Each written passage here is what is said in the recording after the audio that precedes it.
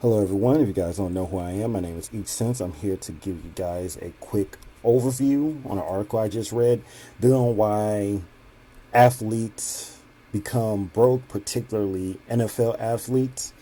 And I think it's really imperative that I give you guys some ideas on how this can intersect with your life and really, on a holistic level, understand that your personal finance really isn't personal. So let's just get into it. So the other day, I was reading this article by Kiplinger, and it was talking about how NFL athletes, within 2 years become retired or they face severe financial stress. Now, I wonder how he defines severe financial stress, but I think you get the point. Now, one of the biggest problems athletes have in the long term, as well as many other people in general, is that they don't know how to really control their capital, which is really their money in this instance. And I don't mean, this simple Dave Ramsey, you need to learn how to budget, etc., or, you need to spend below your means. I'm talking about something even more important and fundamental, and that is how capital is supposed to be utilized and the influence capital has. So, what do I mean by this?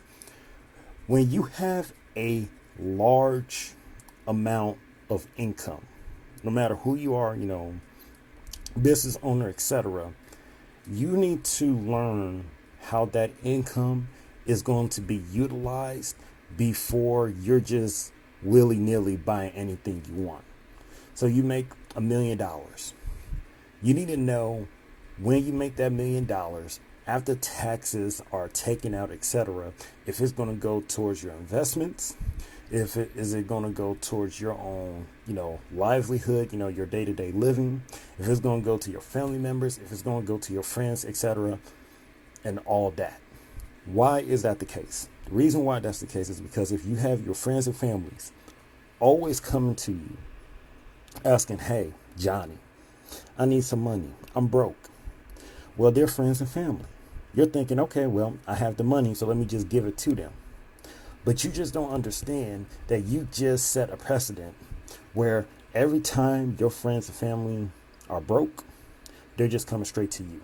They just want your money. They don't want to ask for anyone else. They don't want to go into the marketplace and work for their money. They just want to come to you and get their money, get your money. Okay? Now, with utilizing that money, you must also understand that influence of that money. Because no matter who you are, if you're making hundreds of thousands, millions, decamillions, centimillions, you simply having money is a class in of itself. A lot of people will say plenty of times that money cannot buy class. Well, the truth of the matter is money doesn't have to buy class because money is a class in of itself. If you're an individual, and we're talking about athletes once again, and you're worth millions of dollars, you're going to have plenty of people that want to use you rather negatively. Let's say you're a man, you're going to have some women try to, want to get impregnated by you and, get your money, or they want to use you positively where they want to, get some sponsorship deals. They want to pay you some money so you could, be a model or showcase their product or service. You need to realize that once you have capital at that high level as an athlete, your money can just be utilized like everyday common normal people making, 30, 60, $90,000 a year. You're going to attract many people around the whole world that want to use you, once again, positively or negatively, and you need to have the principles and the philosophy to deal with those type of people. Athletes mostly go broke because the people around them are not looking out for their best interests. So I want to talk about the family, then the friends, and let's just say random people like business people, etc. So let's start with the family. So the family, let's say the parents, they're looking at you to be their come up because they themselves haven't done too well financially and economically in their life. So because they have done so well in that area, they're going to look upon you as the child, as the progeny, to take care of them in their elder years. And for that reasoning, you have a lot of them that have no problem coming in using emotional blackmail to try and take over your finances. You hear it all the time, for 30 going broke. It happens and it's disgusting. Second of all, you have your friends. Your friend John, your friend James, your friend Paul, your friend Steve, all those friends you had growing up.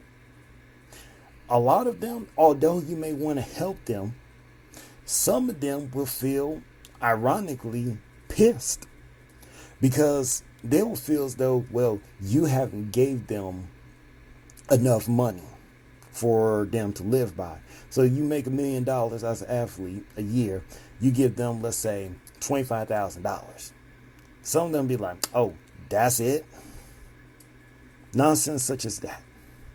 And why is that? Because once again, the influence you have as an athlete, because you have your capital, is that people who have been with you will say, well, you shouldn't have a problem just giving that money off. Okay? Why? Because they're broke too. Because no one in that athlete's environment knows how to utilize capital for themselves. So they have no problem coming to you asking for that income, for that capital. Why? Because they feel as though it should be no problem. Then third, and this could be the worst thing, and it could really intersect with the first two, with the family and the friends, and that is business associates. Let's say you come from a poor neighborhood or a poor family background as an athlete, okay? And you hear all the time, Michael Jordan, LeBron James, Shaquille O'Neal, all these individuals, they're multi-millionaires, and one being a billionaire, because they own businesses. Now you think as an upstart athlete, you're just going to go straight into business and everything will just be easy. I'm going to go straight into real estate. I'm going to start investing in land, etc., etc. Well, the question is, do you have the wherewithal and discipline to understand all those economic and financial transactions that are going on? And if you were to hire a team of professionals to do that for you, do you also know how to make sure that those professionals are looking out for your best interests to work for you? Let me give you an example. LeBron James, he has a friend. He helped that friend through some educational school program so that friend could come in and help him take care of his business. Now, Dane Cook, I know, random individual, but let me listen. Dane Cook hired his brother, his own family member, okay, to take care of his finances at his business. Guess what? His brother screwed him over. You understand? So, no matter who it is, it could be friend or not, family or not, okay? Anyone in your group, no matter how close you are to them, can screw you over. A stranger, you have no one that you've never heard of before, is your first time meeting them. They could be the best person to work for you or the worst. What you need to understand is, when you have so much capital in your life, which athletes have, you need to have some sort of system to come in and help you in the long term so that your finances and your capital is best served and grown for your best benefit. And when you, as an athlete, which most of them I would assume are poor, come from a poor environment, their family, their friends are also going to be poor. And their family and friends are going to give them poor opinions, and they're going to bring in their poor habits to undermine those athletes. So that is all I got to say. I hope you enjoyed. And if you really do enjoy, go into my channel and click the Cash App button. And that is all I got to say. Have a nice day.